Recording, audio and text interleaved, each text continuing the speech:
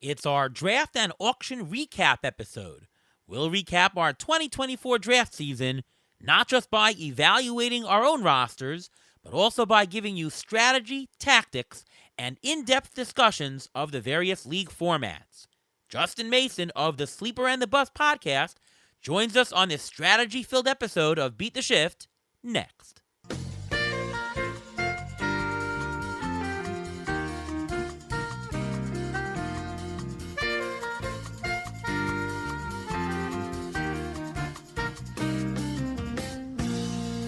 And welcome to another episode of the Beat the Shift podcast. I am your host, Ariel Cohen, and with me as always, Ruvain Guy. What's going on, Ruvain? I'm doing pretty good. How you doing today? Pretty good. Just got through Tout Wars weekend. Well, we had a show in between about the injury episode. That was really great where we ran through everything. Great job on that. A lot of compliments in the show, Ruvain. Thanks. It was a lot of work putting together, and I hope everyone enjoyed it and make it useful for their own drafts.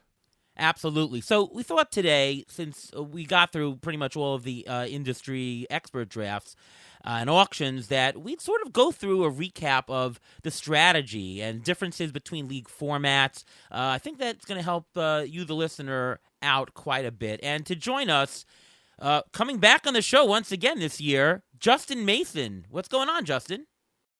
Hey, it's great to be back. I mean, don't usually get to do multiple episodes in a draft season for you guys, so it's nice to be back for a second one. Absolutely. So Justin was in a bunch of auctions with me and Ruvain this draft season. I believe 3 of them. So we figured let's just, since we're all in it, let's just talk about our experiences in them and strategize together. So let's actually start in draft season with a draft. TGFBI is something that Justin created himself, so nobody better to talk about it. Justin, why don't you first just explain to everybody what is TGFBI? So TGFBI stands for the Great Fantasy Baseball Invitational. It is the largest fantasy baseball industry league in the fantasy realm, or in the fantasy baseball realm. This year, 28 leagues, so 420 participants. Broken up into 15-team leagues with an overall. So it's NFBC style, so no trading. There is an overall, which everybody's competing for, and it's just a really fun way to kind of bring the industry together and also raise some money for charity, which is always great.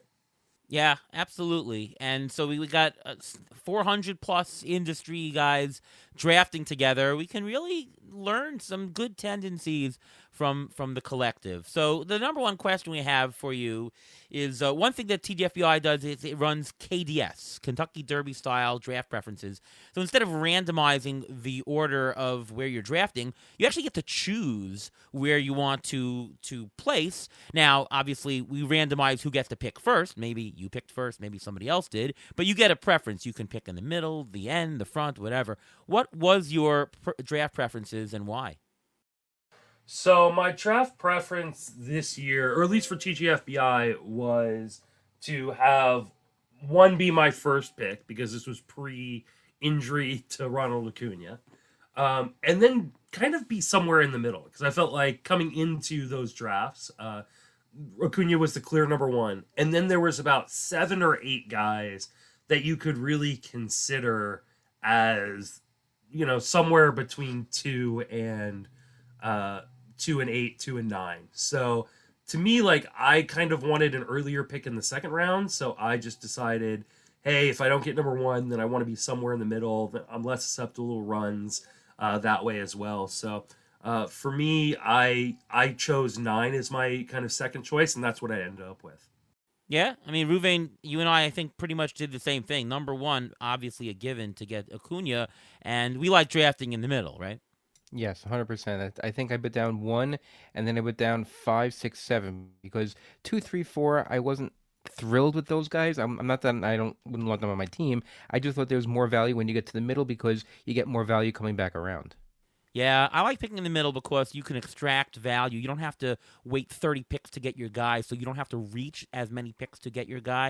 And when you do that over the course of a draft, you pick up $1 here, $2 here, and it really helps with the overall value. We've explained this before on previous shows, but good that you confirmed it.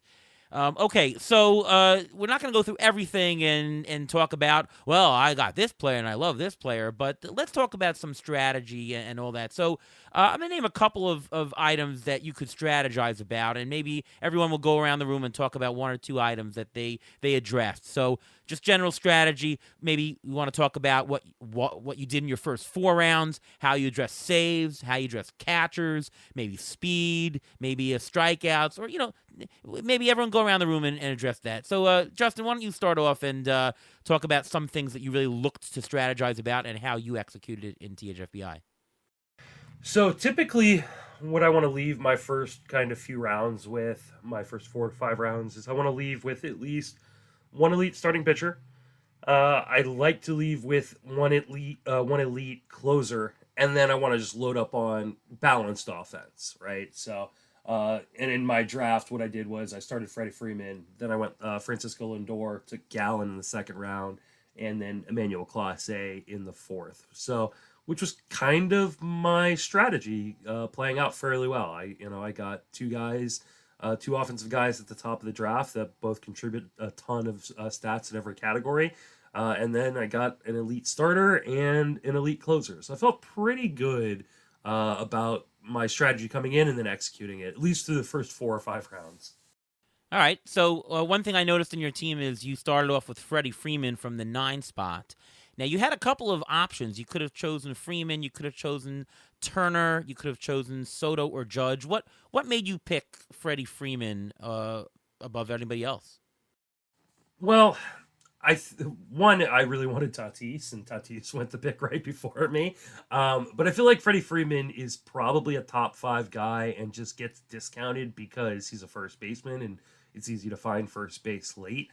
But I mean, when you're batting on top of that order with guys like Mookie Betts and Shohei Ohtani, the Dodgers team is just going to score a ton of runs, and I feel like runs scored is a pretty underrated category, at least on the offensive side of fantasy. I think people don't put enough weight into that one. So being able to get a guy that is going to give me a good batting average, he's going to hit 300, he's going to score a ton of runs, get a ton of RBIs, hit for power, and steal some bases, I felt like was a really, really good way to start.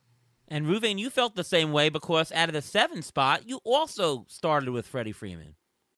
Yeah, for all the reasons that Justin just mentioned. I mean, I could have gone Soto, I could have gone Judge. Tatis went 11th in my league, but I just liked Freddie Freeman. He's been so steady. Yes, there's value for first basemen later on, but I just like having Freddie Freeman on my team, especially because he also steals bases. He's got the high average, he's got the power, he steals some bases from a first baseman, which is very rare. And I was able to complement the rest of the team in the first 3 rounds. I had Freddie Freeman, I had Michael Harris. I like that compliment right there. Bo Bichette was my 3rd round pick. So right there already, I have 3 top hitters. I have stolen bases, but they're spread out. It's not one person; it's spread out. And then I decided to go for a pitcher, and that's when I went for Framber Valdez. And Justin, you mentioned about getting a closer in the first 4 rounds. I don't love the values up there, and I mean, hindsight, a lot of those guys are already getting injured. But I went with Evan Phillips in the 6th round. I waited a little bit. I wanted to wait for a sweet spot. I don't like getting a top closer if I don't have to, because I don't want to have to overpay for him. So Evan Phillips, I did have to reach a little bit in the 6th round, but that's because in my draft they started actually drafting closers, and I thought I was going to be shut out in closers completely. Evan Phillips currently leads the league in saves with 1. Anyways, I picked Juan Soto. I got the 12th pick in the draft, and I pretty much got whoever was left to me. All those guys that you mentioned, Turner and Judge and everybody, they all went already. The choice for me was Ohtani or maybe a Jose Ramirez or Garrett Cole. Thank goodness I didn't choose Cole there. I took Juan Soto. I thought that was easily the top player available. For me, I really focused on category balance. I wanted to make sure that I had enough speed. And, because in an auction, you can get someone whenever you want, or you have the ability to get, you don't have to wait picks. You're involved in every single bidding process. You can't do that in a draft. So round 3, Randy Arozarena was available, and I said, okay, I'm going to start off with an outfielder with some speed. Great. I chose speed in a lot of other places. In round 9, I could have taken Anthony Santander, but I took Lane Thomas instead. Similar value, but Thomas a little bit more edge on the steals. And then when it came around, I could have still taken Santander, but I chose Jaron Duran. So I wanted to really bank the speed before it went late. I made sure I had enough average. I saw that Alec Bohm was available in the 12th round. Shored that up. I started with a lot of power. I got Juan Soto and Austin Riley early, but sort of addressed categories as they came up. You can't in a draft. You can't take care of everything. Like for example, catchers. I didn't really get a premium catcher. I got Kybert Ruiz, a mid number one level catcher. And then I waited to the 24th round, and luckily Jake Rogers was available for me in the 24th round. At that point, I said, okay, he's valuable here, and so take it. So, it really depends on what you have given to you, but you do need to, you will have to let go of something. You can't address every single need. Any other quick points anybody wants to make about the drafts? Yeah, Justin, I actually saw that you took your catchers late. You don't like taking the top catchers? You prefer to stay away from them, or are you just waiting for value on those?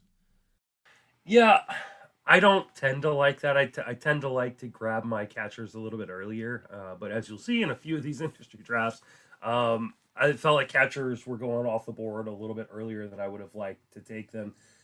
So I don't mind waiting, especially when you get a guy like I got Garver in the 12th round, and then Alejandro Kirk I got in the 20th round.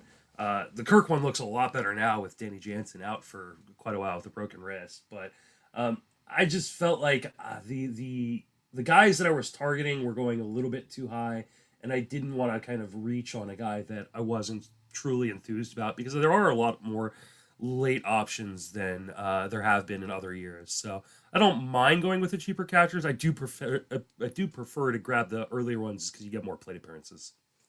Yeah, I have another question for you about your draft. You got Nico Horner in the 5th round, and I've noticed that he's particularly valuable to get in drafts because he's a guy that really plugs the batting average, the steals, and the runs. And it's easier to find somebody cheaper later that can plug in some homers and RBIs at a discount. But to get those trifecta, it's just a great player that satisfies everything. So even if you have to reach value-wise a little bit for him, he's still worth it because it's a unique profile and it helps building teams. Do you agree with that? And is that why you got Horner? Yeah, absolutely. I know there's been a lot of pushback on Horner this year as a guy that shouldn't be going as high as he is, but I honestly think he's undervalued in a lot of drafts. I mean, he's going to steal a ton of bases. He's going to put up a really good batting average. He has elite bat to ball skills, which is something I love in a guy because it gives you the opportunity to get lucky, right?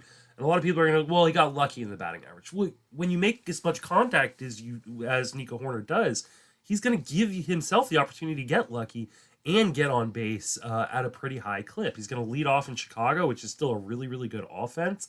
And like you said, giving yourself that early batting average allows you to take chances and gambles on guys that probably won't return good batting averages later, right? I later invest in Jake Berger. I later invest in Dalton Varsho, two guys that might not and probably won't give me great batting averages. But the combination of drafting a guy like Nico Horner with a guy like Freddie Freeman means I can take those risks a little bit later because they're going to get a lot of plate appearances with good batting averages to kind of offset the bad batting averages I took later. Yeah, Horner just makes it more flexible to build a team out of. So even if you think he's slightly overvalued, which I do, not by much, but a little bit, he's just an important linchpin that you can build on. A Kyle Schwarber, I mean, it's easier to take a Kyle Schwarber. Jake Berger, as you mentioned, you can do that kind of build. You couldn't if you didn't have that base of batting average. So I agree with that.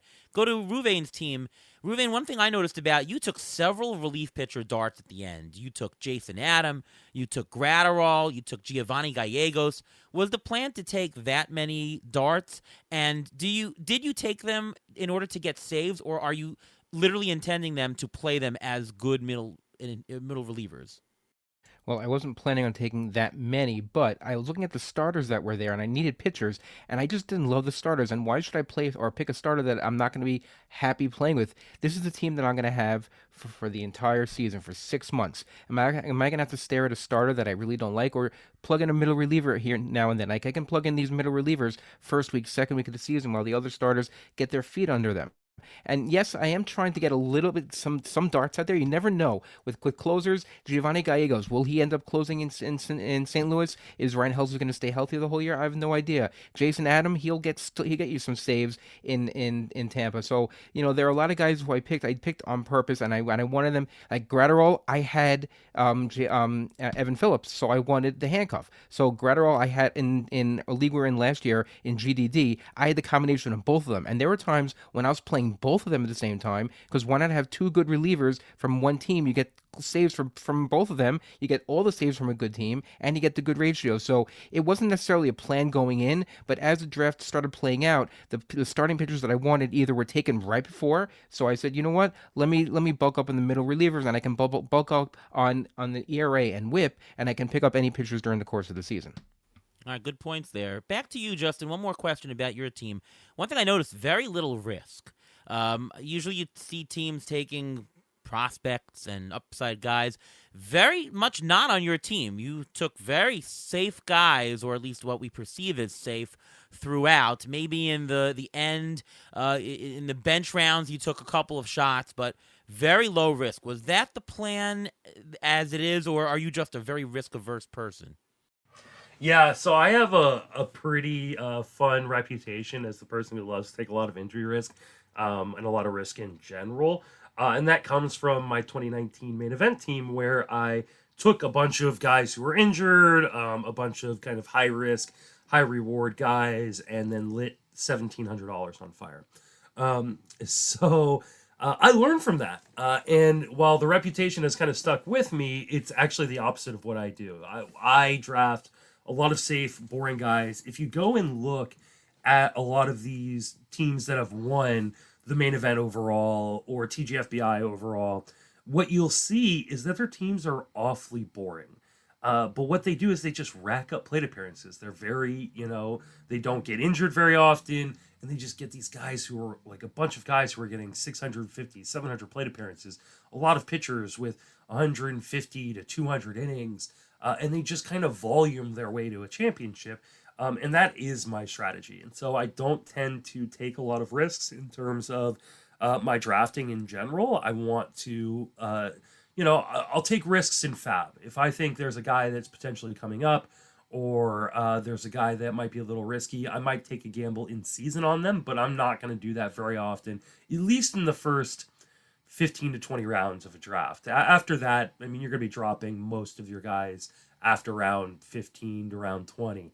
I'll take a little bit more gambles there, but in the meat of your draft, the beginning of your draft especially, I think it's better to stay risk averse, so that way you have a really good base to work from.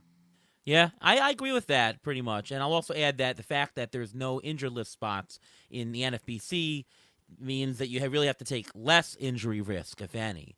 All right, interesting to hear that. I think people take more risks more often than that, and good to hear that that is a plan. All right, before we go on to auctions, one thing that you get from this TGFBI is you get a pretty robust set of ADP, where you've got 28 leagues and everybody's drafting, and at the same time, pretty much. I mean, it's a slow draft, but in the same course of action, you get a pretty robust ADP. Wondering if you spotted any trends that you could share to us.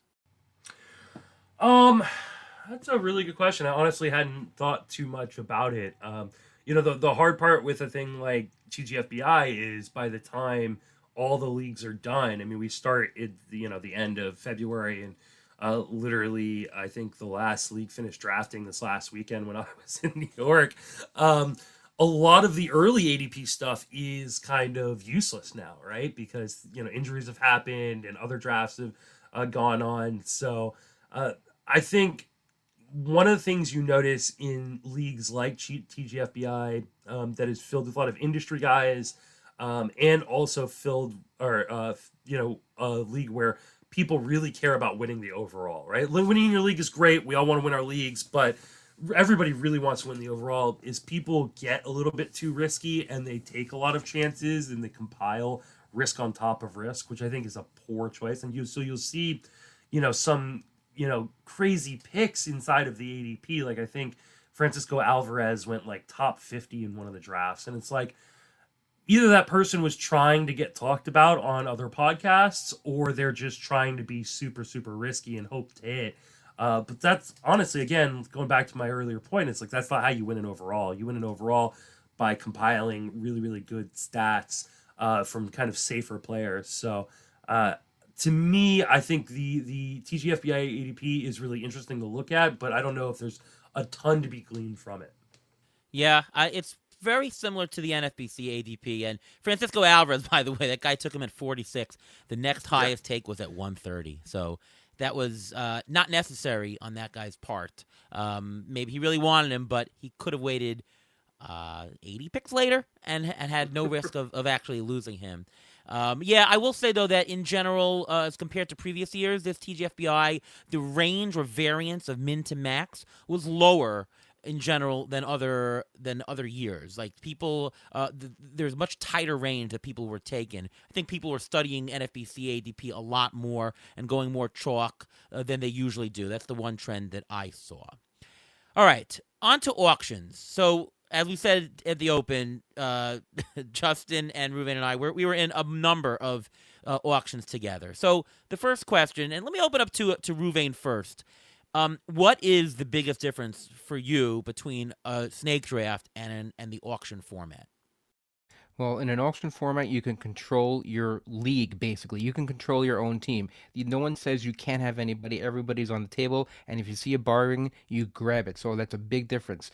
And it gives you more flexibility in how you want to plan for your draft. If planning for an auction, you can have a whole bunch of people in a certain category that are the same price level, and you can say, you know what, these are all guys are interchangeable, and I can take whoever I want. You can't necessarily do that when you're doing it in a snake draft. So I happen to prefer auctions. I love doing the auctions, especially the live auctions. Those are even much more fun than online auctions. But still, even the online auctions, they're fun to see how people play, how people who are bidding, who's going to bid a dollar here, who's going to bid a dollar there, and sometimes having the same people in the league over and over again, like Justin was in our league over and over again, you get to learn tendencies from these people. Anything to add, Justin? Yeah, I think one of the main differences for me, and I think Ruvain kind of alluded to this, but I'll just expound upon it a little bit further. So when you're drafting a team, you're putting together a puzzle, but when you're doing a snake draft, you have to do it in the order that the draft is going, right? You've got to put your first piece down and then your second piece, and you can still build it differently than other people, but you have to do it in sequential order.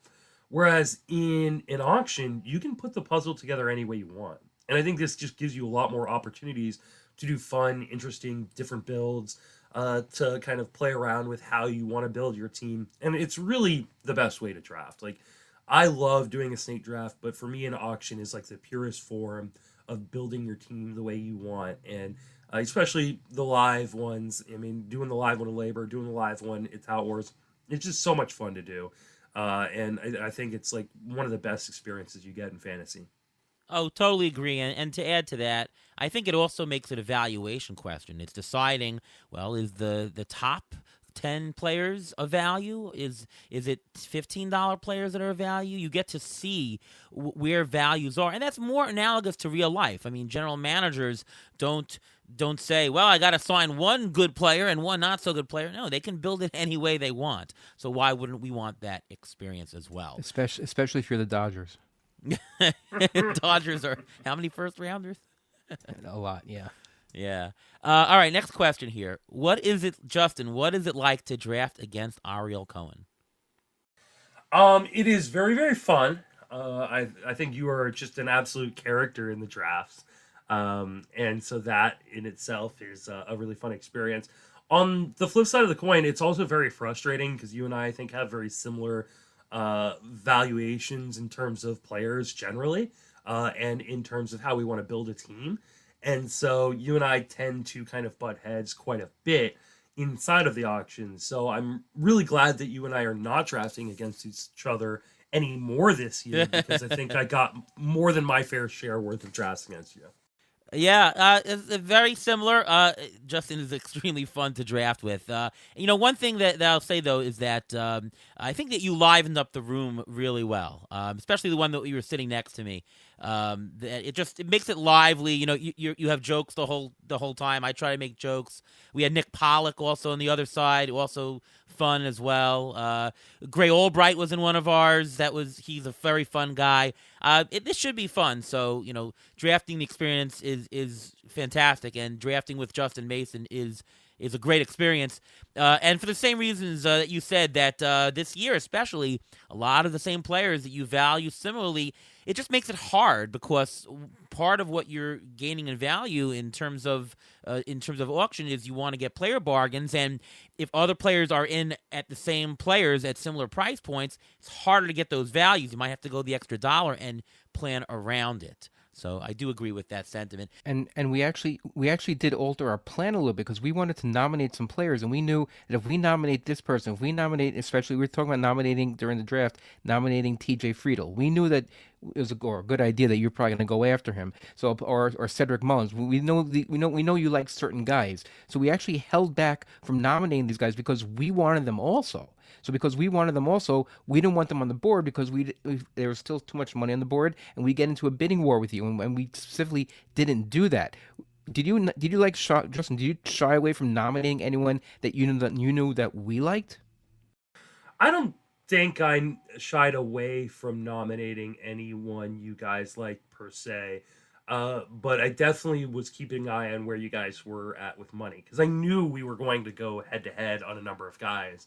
And so I definitely make sure, I'm checking to make sure where everybody's kind of at with money, but you guys specifically, I was very, very in tune with what your money situation was, because I didn't want to get in a situation where I had to pay $18 for a TJ Friedel or someone like that, when I could probably get him for 12 later on. So uh, I I am not as much into kind of worrying too much about the exact players other teams are going to go after in an auction, uh, especially the ones that I want to. Mostly because I'm gonna build my team differently every time. And so while I think a lot of people think like, ooh, if I throw out Cedric Mullins, it happened at Tout Wars. Somebody threw out Cedric Mullins and they're all like, why isn't Justin bidding? Well, I I was did there for eventually get that. into the Yep. bidding. Yeah, I did eventually get into the bidding, but like I don't need any particular player to make my team work. What I need is a collection of the right players. And that can change from auction to auction for me. Yeah, yeah. I would say for me, knowing what other players' tendencies, it's not about the specific players. It's more about the pockets of value. So, for example, in NL Tout that I proxied for Ian Khan, NL Labor, I should say, that I proxied for him, I knew there was a lot of guys who played middle. We're talking about Derek Hardy, Eric Carabel, Doug Dennis. They play the middle.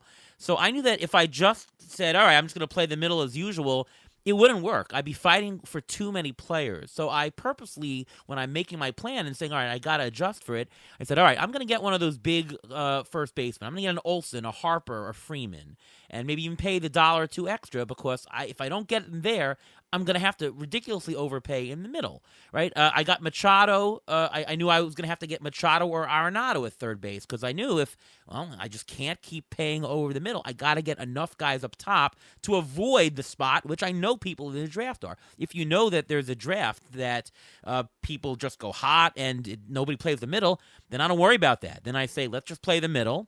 Don't worry. If there's a good value up top, I'll take it. Otherwise, just sit back and wait. So knowing who's in your draft, I think really, really helps in terms of an auction.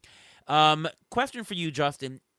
Do you or how do you look at market values prior to a draft? You come in with an expectation of this guy is going to go for a certain price and so on and so forth?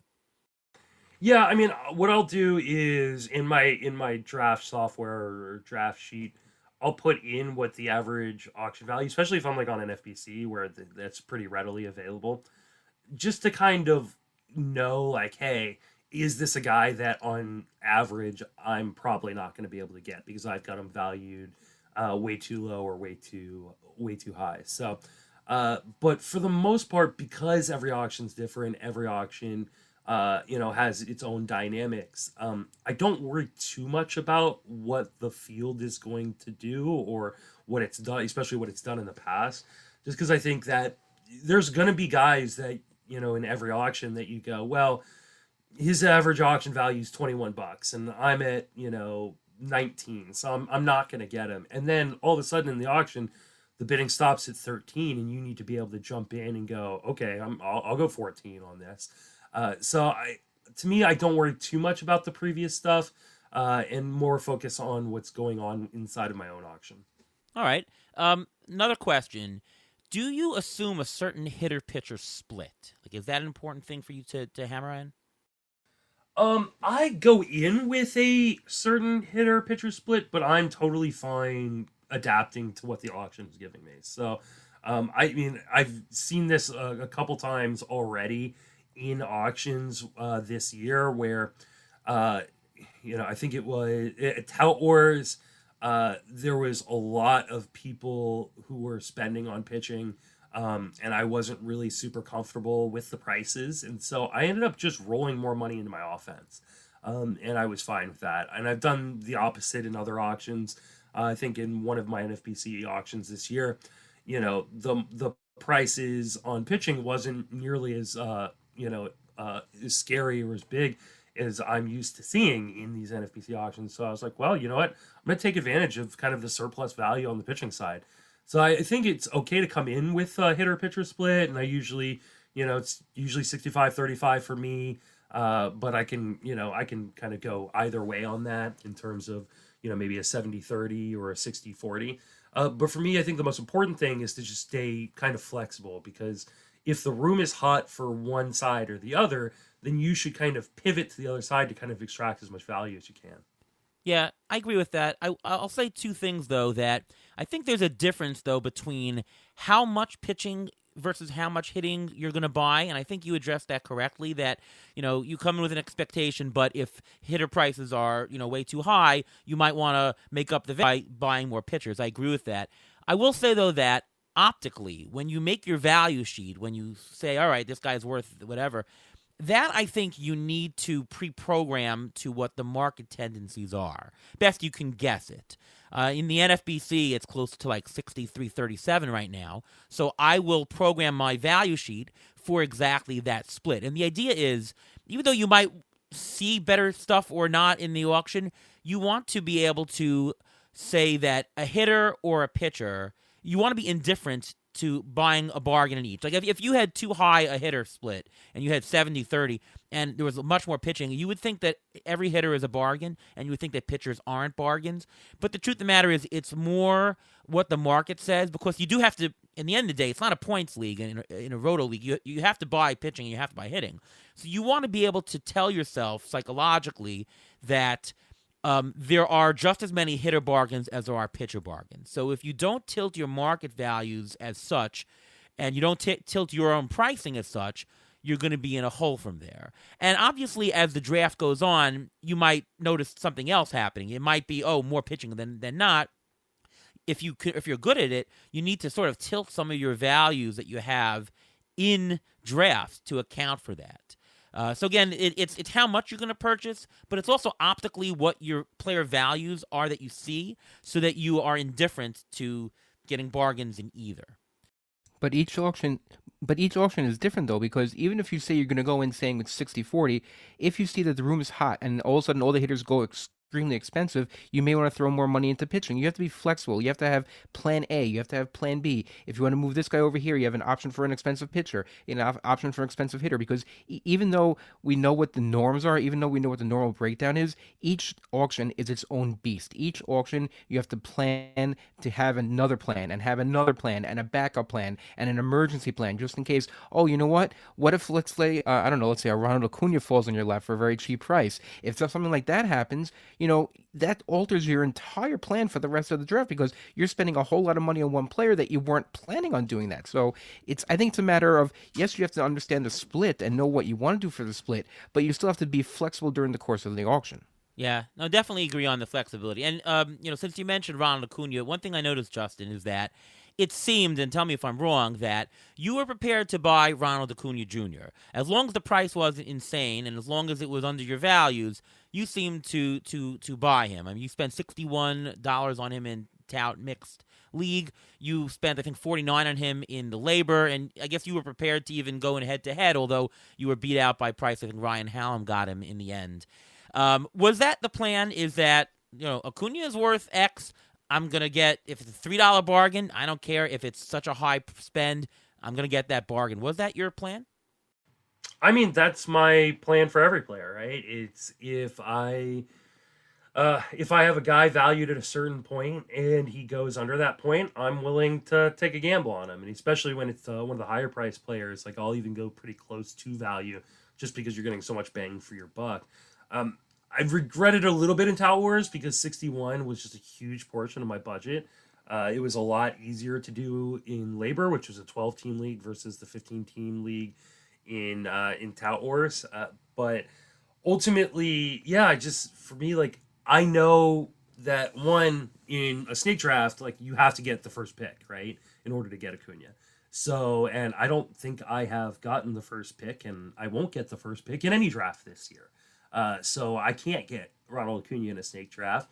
And I know that somebody is going to go insanely high in almost all of my NFBC auctions on Acuna. I mean, he'll go for probably $65 to $70 in both of my $1,500 auctions that are coming up this weekend and next week. So I figured, Tout Wars and Labor are really nice spots to take the gamble. One, because nobody cares about second place, right? There's no prize pool, so like you only get accolades if you win, and I learned that firsthand last year when I lost on the last day of Tout mixed to Brett Sayer and finished in second place. So for me, and plus there's unlimited IL in those places, so I can take a little bit of that injury risk in those leagues a little bit easier than I can in NFPC, which has no IL, or even in a general like home league because you might have like 3 IL spots. So the combination of those things made it easier for me to take the gamble. Like I said, I kind of regret doing it in Tout just because $61 kind of hamstrung me the rest of the way, and I would have liked to have a more balanced team. But in Labor, I loved it. It was really really fun getting him at $49 and then still being able to have enough money to go get Bobby Witt for like 44, 45 was pretty fun. Yeah. I mean, certainly if he's a value according to your own numbers, it's hard to pass up, especially at the top. If you're getting a $3 discount on a top player, it's hard to do that. You sometimes have to pay $1 over for a high priced player. The only thing I'd say is that if you have such a big spend, which you alluded to, it does hamstring you later, and it also, there are values available later in the draft, and you might have to say, well, I know this guy's $3 bargain later. I have to pass on him because I got Acuna, right? You're passing over some bargains. As long as you think that the bargain is large enough on that player that you won't find that kind of bargain later on, then it's fine. In mixed, obviously, is much easier to do that because there are you can go to $1 players more easily. The deeper the league it is, $1 players are not as great. You want more $2, $3 players, so on and so forth. So in a mono league, I even though Acuna might be valued at $50, I don't know if I would go more than 42 because I just don't want to be left with $1 and $2 players. So it's not just a value thing; it's about construct of your team, in my opinion. And I think that is a really really good point because just because you're getting good value, especially good value on a high price player, doesn't mean you should do it. Because like for me, like in Tout Wars, right? I spent $61. I think I had valued as like a $63 player. That's great. I got $2 of value on the best player in fantasy, but there were guys who went later who were, by my projections, like over $10 of value under their price. So I probably would have profited more Right. if I had gone for a different guy at the top of my roster, saved that, 20 or $30 and spread it around to a bunch of guys that I could have gotten $5 of profit or $6 of profit or $10 of profit. So, and this is, kind of what I did last year in Tout Wars where I didn't buy a player for the first hour and a half, right? Like every early guy for the first hour and a half was overpriced by my calculations. And what I did was I just cleaned up the middle and walked out of there with, a team that I didn't have a player cheaper than like $6 or $7. And I had all my guys as projected values. So like I walked out of there with a ton of kind of added value. And I kind of wish I had done that this year. And I probably should have stopped when the bidding got to 60. I shouldn't have gone above that. I should have just probably pivoted to something else. Yeah, and even the point about passing on a guy, even though he's profitable, like for example, in our head-to-head points league that we just did, one of my I don't know, say it's regret is Anthony Santander, and I had him valued at like say let's say $13, and I got him for 10, which seemingly is okay, a $3 bargain. That sounds great, but I realized shortly after that, oh, you know what? There were better bargains if I waited. I could have gotten a $10 guy for 4, and made a bigger bargain. And the question is, did I get the biggest bargain I can on that roster spot? And that's the question you got to ask yourself when you take a guy in an auction. It's not just I got a player. It's did I utilize that spot and get the most bargain out of that slot? And if the answer is yes, great. If the answer is no, then you probably should have waited a little bit more. Anything to add, And Mouvain? yeah, and a follow-up question for Justin. If Acuna was going for, let's say the draft that you had, the auction you had was online, and they went to 60 online, would you have gone to 61, or you think it was, having a live auction? Do you think that impacted you going to 61? I think it did. I'll be honest, and I think that that is the difference between a live auction and an online auction. Is an online auction, you don't really get emotionally invested in the same way because you see the reactions of everybody and people are. I mean, especially when you're in an auction full of friends, right? Like when we're talking about the Cedric Mullins bidding, like there were people egging me on to get involved, and I did get involved. But like there were people who were like they're trying to get you to spend money and they're cheering you and they especially when it's a bunch of your buddies. So like I think had that been online, I would have probably walked away at 59 and just let whoever Peer was going pressure. up against me have him. Yeah, it totally plays a part in it. Right. No, absolutely. It is very different online versus live. As I said before in the show, online is, I think, tougher for one person because you're constantly looking at your own values on your screen. Then you got to look at the actual auction going on another screen and go back and forth. Live, you're hearing it, right? You're hearing the bids. You're shouting out the bids. It's much easier to actually, you're just looking at one thing on your computer screen, your own values, and you hear everything. You can multitask more. Live, I think, is a much better venue in general. Going to the labor, Justin and I were in Florida a couple weeks ago in the mixed labor. Now, one thing to note, this was a 12 team, not a 15 team. So, Justin, let's just set this up. What are some of the differences in terms of strategy and gameplay when you're going from the NFBC style 15 team to the labor, which is a 12 team style? And plus, labor also has IL spots, whereas the NFBC does not. Yeah, so for me, it allows me to be more aggressive. And again, so like, not only did I get Acuna in the labor draft, I also was able to then get Bobby Witt Jr. and kind of do a stars and scrubs approach, which is not something you will really ever see me doing in a 15 team league. Especially when you add in the fact, like you said, like labor has unlimited IL, whereas like NFBC has 0 IL. This allows you to be more risky and take gambles on guys that you wouldn't necessarily gamble on in the NFBC realm, or even in your home league where like you might have like 3 IL spots.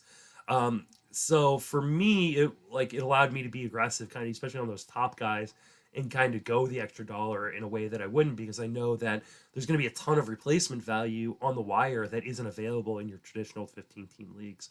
So I definitely went a lot more stars and scrubs ish on my labor team in a way that would normally make me feel uncomfortable, but I really like the end result. Yeah, and to recap a little bit of what you did, you grabbed Acuna for 49, you got Witt for 42, Vlad for 28. So it was stars and scrubs hitting.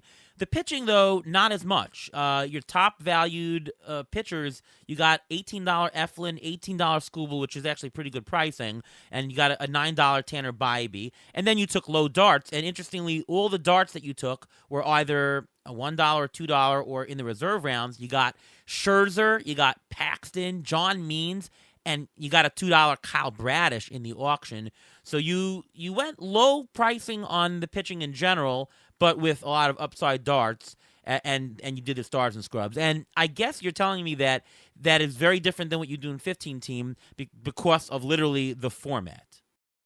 Yeah, and also because of just I mean, most of my 15 team leagues are on NFBC, and almost everybody you're going to run into in an NFBC auction is doing a stars and scrubs. They're going to overpay for those top talents. And to me, what I found is the easiest way to be successful in these NFBC leagues is kind of spreading the risk around, right? Especially in the 15 team leagues where there isn't as much on the waiver wire to replace when guys go down. And so, like, if I'm going to like load up my team with a bunch of players who, like, especially pitchers who are like under $20, like if I lose one to Tommy John, if one turns into Alec Manoa and is just trash, like it doesn't hurt as much to drop that guy as it does to lose a $35 pitcher, or much less a 40 something dollar pitcher like Garrett Cole was coming into some of these early NFBC auctions. So to me, like especially with my pitching staff, I tend to feel a lot better about kind of playing the middle and kind of voluming my way into success with a balanced approach. Now, Ariel, I like what you did in your outfield. You got Luis Robert for 24, Nolan Jones for 20, Schwarber for 19, a couple others for 10. But what really struck me was you spent $27 on catching. You spent the most in the league on catching. Why was that? Yeah, interesting. Well, two reasons. Well, first of all, I did intend to get at least one high price catcher because I thought going in, I thought that there would be some good bargains even at the top. I got William Contreras for 17, which I thought was a nice bargain. There was a couple of $1, $2 catchers that were good bargains, but I knew going in that I would be spending less on some of my infielders, the corners and the middles than usual. And I knew that in order for me to get more money, to put more money into offense rather than pitching, I thought the best way would be to get it done during catching. So that was the William Contreras. The Francisco Alvarez one was a little bit of a semi-bluff. It was early on. Somebody else nominated him. I like Francisco Alvarez, and so I thought he would go much higher, and I went to 10. Nobody else went higher. So I took Francisco Alvarez, which I thought was a bargain. I intended it to be just, a $17 Contreras and then, nobody else. So I got stuck with having him also. Again, I like the value. I didn't intend to get two high price catchers, but I'm okay with it because I spent a lot on pitching during this draft. So just so I can get more money into the offense, catcher was a fine place to get it. Because I remember I texted you when that happened. I'm like, wait a second. We never do that. We never spend money on two catchers. Sometimes one, but never two. I'm like, wait a second. Maybe he bought him because it was a Met. I mean, if you want to throw more money in the offense and you don't want to overspend, I guess catching is probably the best place to get some more value. But, it's very rare to see someone spending that much money on catchers. Yeah, I mean, my whole infield was cheap. I got like a $3 Bohm, Tovar for 3, McMahon for 3, Brian Hayes a cheap 6. So I just didn't have a lot of money on the offensive side. So that was one way to put him in the catching. And by bargains are bargains anywhere. So if the bargains came up in catching, that's great. And what's gonna be your plan now? Because in pitching, you also drafted and you got Devin Williams. What's gonna be your plan now? Now you know that Devin Williams is gonna be out for a while. Do you have a plan of how you're gonna manage that? I mean, are you gonna go hard on the waiver wire? Are you gonna wait? Are you gonna take some darts on the waiver wire? What are you gonna do with that? Yeah, oh dear. Devin Williams, I thought it was an amazing buy at $16, where you had other, Diaz going for 20 something. It's too bad that he was the guy. Well, it is a 12-team league, thank goodness, instead of a 15. There are, first of all, I can fab the Milwaukee replacements. I can do that. I can also go cheapo and go for some Colorado situation or Oakland or something like that. But because it is 12-team league, there are more saves available in fab during the year. I just have to be a little bit more on the trigger for fab to get that. If this was a 15-team league, it would be a lot worse, of course.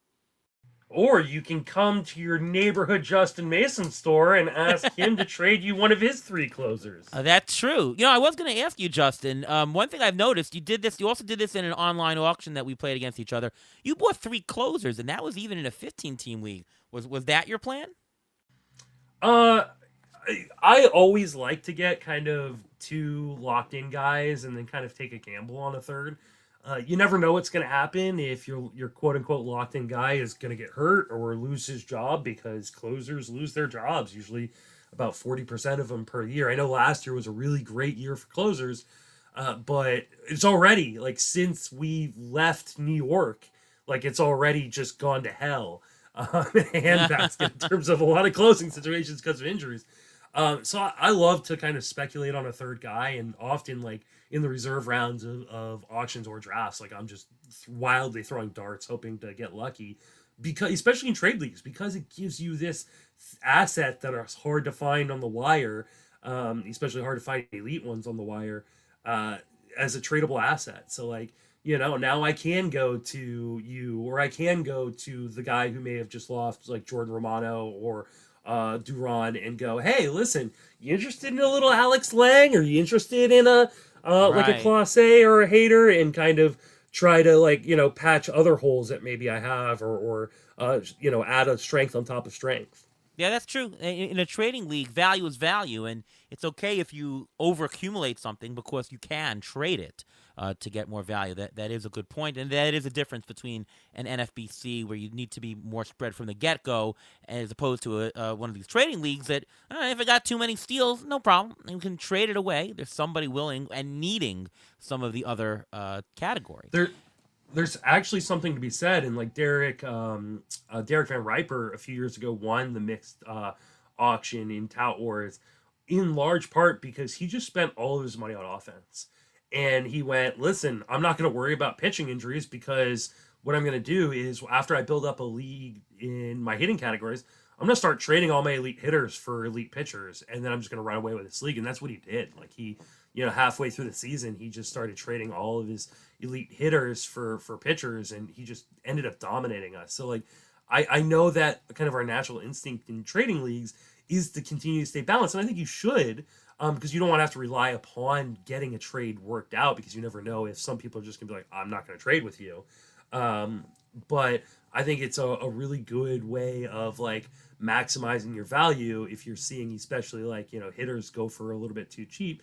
Make the trades later, and kind of figure all that stuff out later. Yeah, that is true. And of course, if you have people, if you have a league that just doesn't trade a lot, or especially right after the draft, you bought a guy for 16, it's because you think he's a $16 player. It's harder to trade if people are really close to their values. But yes, that is a good point. There is many ways to utilize the trading market to your advantage. You also played this weekend in Tout Mixed. I was in the room watching you do it. Any points or any information to gather from that league? It was a really fun league, filled with a lot of really good personalities. It's really interesting because the Tout mixed auction has been very kind of filled with the same guys year after year, and this year all of a sudden there were six new faces that hadn't been drafting in this league before. Either they were new to Tout, generally, or they'd moved over from different leagues. So we kind of got kind of an influx of different personalities and different strategies, which definitely I think threw the room for a loop. I think one of the things that, like when you're drafting against people you may not know what their tendencies are because you haven't drafted against them before, is to kind of just stay ready. I think there was an opportunity for like on Corbin Carroll, who was one of the early players starting out, where like Yeah, the bidding remember stopped that. at like bidding stopped at like $37, and like everybody kind of froze. And I really wish I had jumped in there. I knew I already had an I think expensive everybody Acuna. wished they jumped in more. Yeah, because like the next player that went out was like Mookie Betts, and I think he went for like $47. And like people are like, how did Mookie just go for so much when Corbin Carroll just went for so little? So I think just making sure that like when you're in an auction with people that you may not know their tendencies, that you just stay fluid and ready for anything that might happen. Because I think often we let players sneak by because we're just unprepared for what we're seeing. And Justin, you were actually drafting as a proxy. Did that change at all how you were drafting? Did you speak to the person you were drafting for before you went in, and you had a plan set out with him, or was it just fly by the seat of your pants? So that was in the head-to-head points league, and that was for Michael Govier. He did not give me any sort of requirements. I asked him prior to the auction, like, "Hey, who do you want, or is there anybody you really want, or more importantly, is there anybody you really don't want?" And he was like, "I trust you," which is kind of like, I'd rather you at least give me a checklist of people to avoid. so you don't like look at your team and go, oh man, I hate this team. Um, so for me, I mean, I wanted to get him, players that I felt were kind of undervalued in the format. But I also I put a lot of injured players on the roster because it has unlimited IL. It's a 12-team league, and I was like, hey, at least he can backfill these spots with guys that he likes, right? Like, I don't know if he's going to want that $7 Garrett Cole, but hey, at least he can replace him with someone off the waiver wire that maybe he does like, since there's going to be a lot of replacement value in a 12-team league. And Ariel, you drafted as a proxy also in one of the leagues. How did that affect you?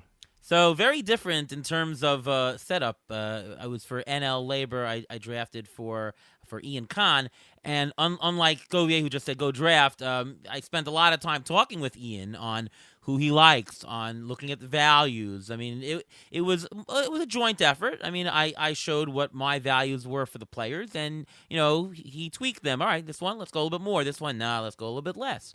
And so going in, I had a certain set of values that was jointly made, and I was able to draft to that. I used the same powers of economics that I used for running an auction. That was all Ariel Cohn at the table, and the nominating style and everything. But in terms of the values, it was I'm using what the owner of the team really wanted. I will say it's a lot of fun drafting as a proxy, especially in that regard. Because if you win, you say, look what a great job I did. If you lose, well, I guess your values stunk. So. Yeah, I was able to make the joke quite often. Like, I don't care, it's not my team. Like, right? No, it was great. And I mean, you had 2 Tout Wars drafts. I had 2 Labor drafts. I got to say, it's really fun in a weekend, back-to-back days. Draining, yes, but really fun drafting. I'm sure you really enjoyed that experience. Yeah, I mean, it's just I love those live auctions, and especially the Tout Wars weekend.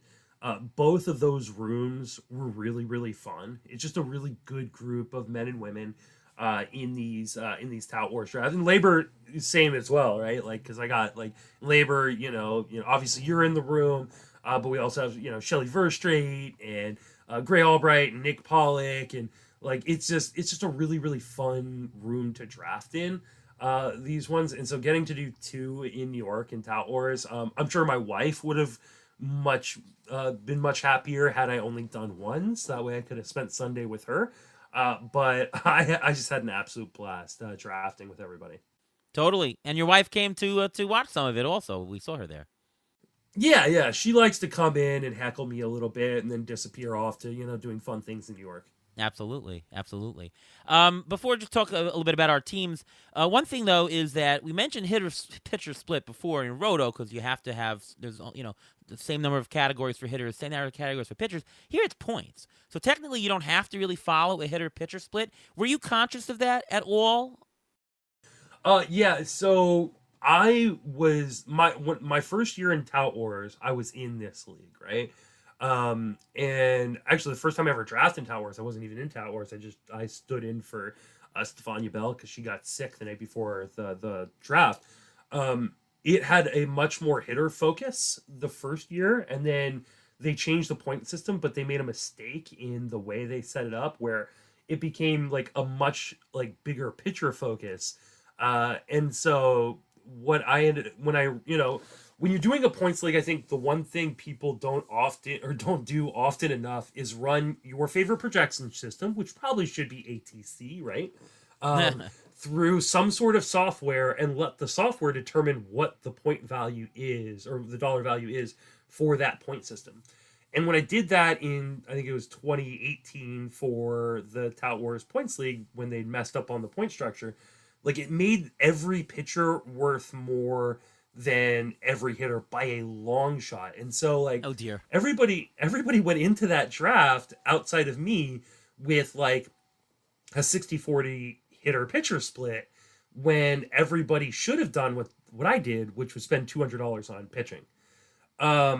And so this is why it's so important to run your favorite projection system, ATC probably, through some sort of software, and kind of see where it lands.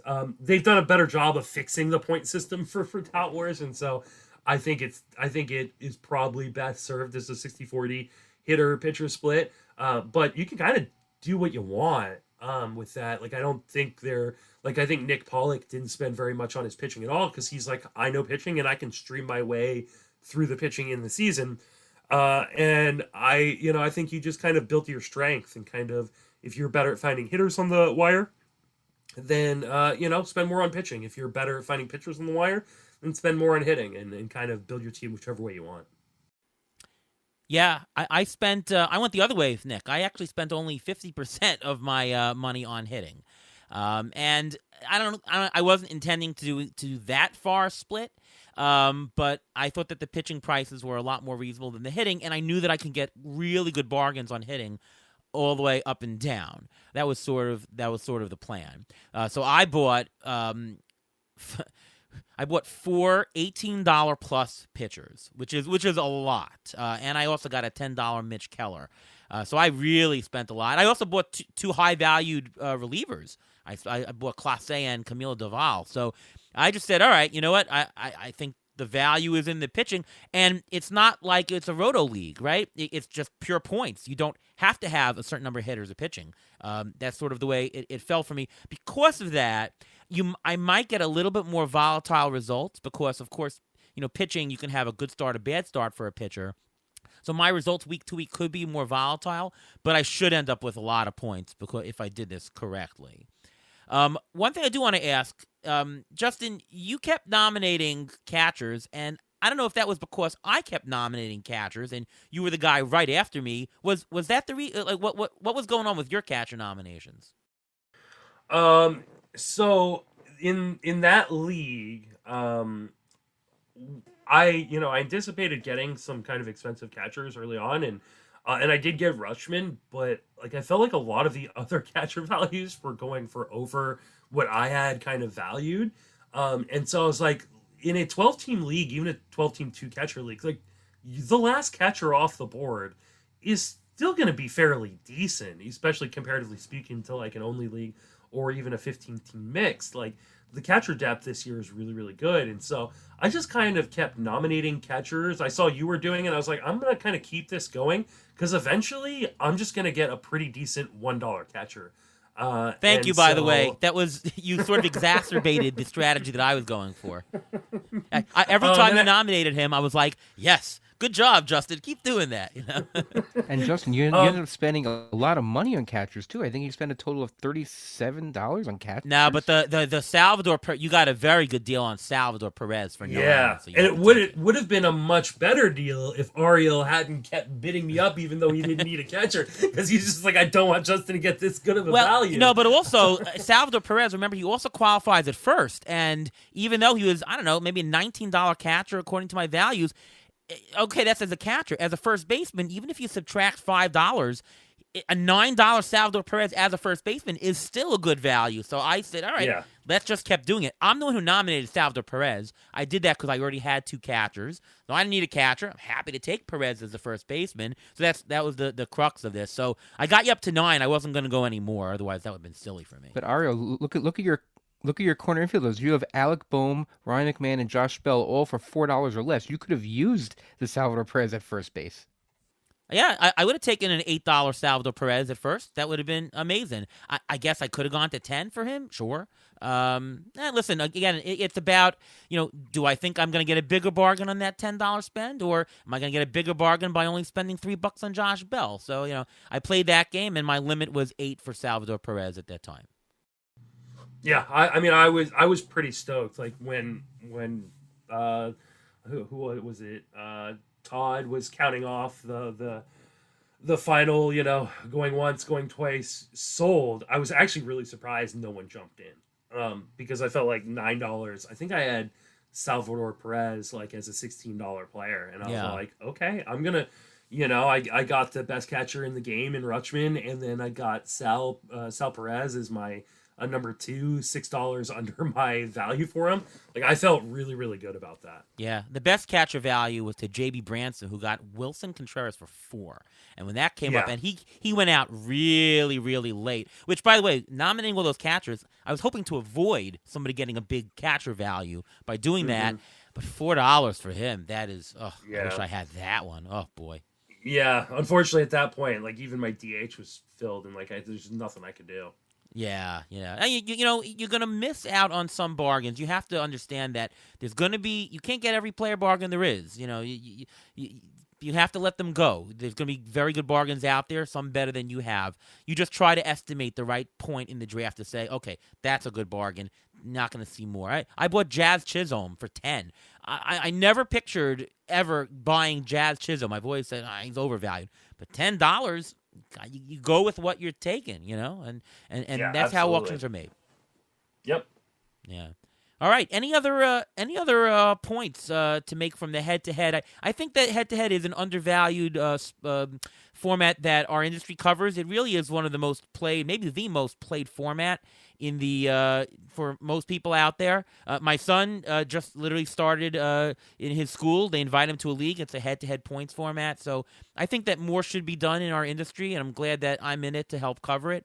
But any other points, guys, on head to head points? Yeah, I think the head-to-head points is actually gaining in popularity. My son's actually doing a head-to-head. He's in two head-to-head leagues, and I have a family league that we just have like maybe 6 or 8 people total, but we do head-to-head there also.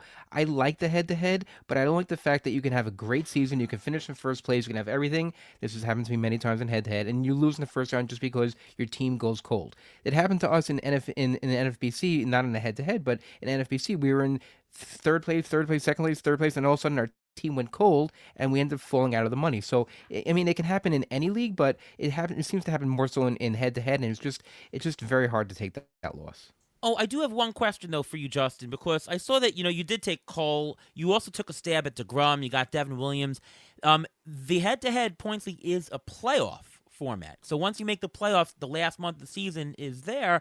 That might factor in. Like for example, if you have a guy like Nate Lowe is going to be injured for the first month or whatever, but when he comes back, he's going to come back, and you'll have his full value for the playoffs. Did you take that into account?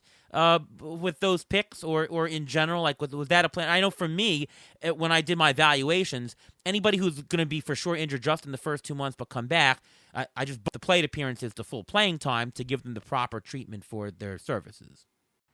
Yeah, I mean it's definitely something I factored in because like you said, like a guy like TJ Friedel, for instance, who's gonna miss probably the first 2 months of the season. Like, yeah, in a traditional league, you may not want to draft him at all, or if you do, you're gonna put a very low amount on him. But like if he comes back and he's TJ Friedel from last year, and you're getting him for the final few months of the season, like that could be a difference maker for you in the playoffs. I think you want to be really careful about loading up too many guys like that because you just you don't want to get buried in your standings before you get to the playoffs because you just may not be a playoff team in that regard. But I think it's really smart, especially if you can roster elite cheap guys and you have enough IL spots to kind of load up enough on that. So that way it's almost like a mid-season trade for nothing, right? Like you automatically halfway through the season get these elite players back. If Govier is in playoff contention and he gets Garrett Cole back, he gets Jacob DeGrom back, and he gets Devin Williams back. Well, now he just potentially got two of the three best starting pitchers in baseball and the best closer in baseball on his team for a playoff push and then for the actual playoffs. So, I'm really hoping it works out for him.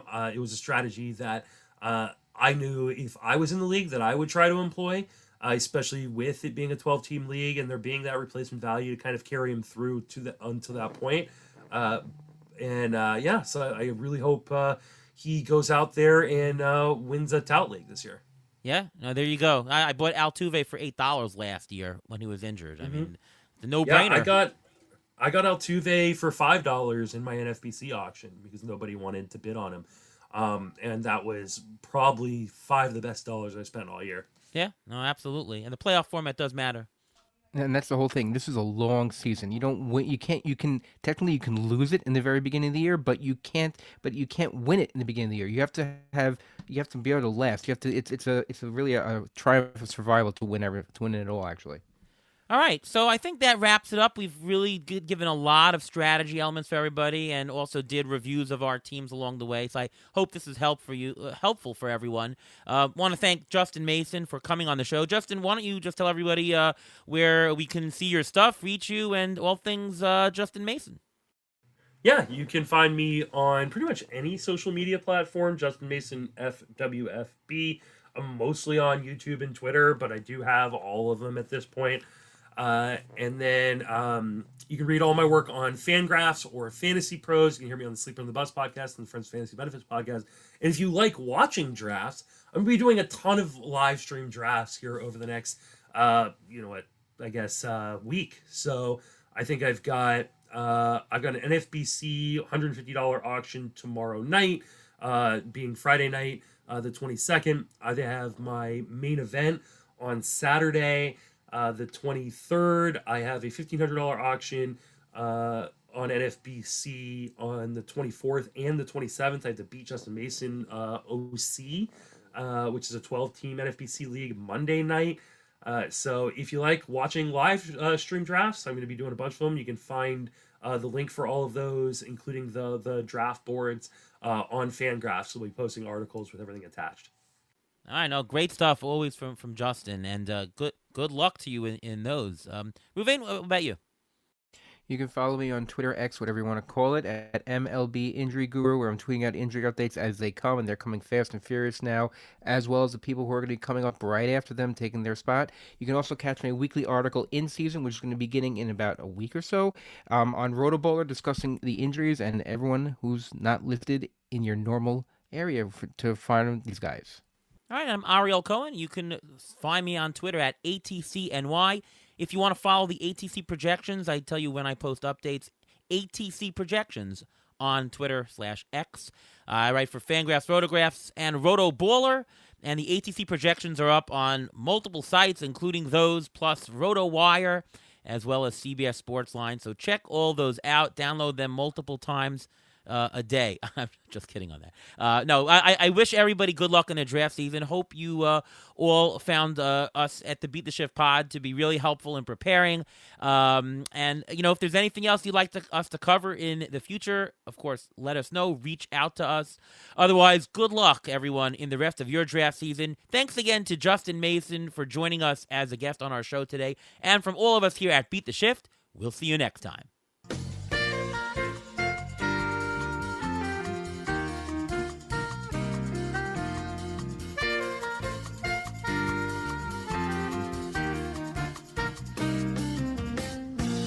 Thanks for listening to the Beat the Shift podcast presented by Fangraphs. Follow us on Twitter at beat_shift_pod.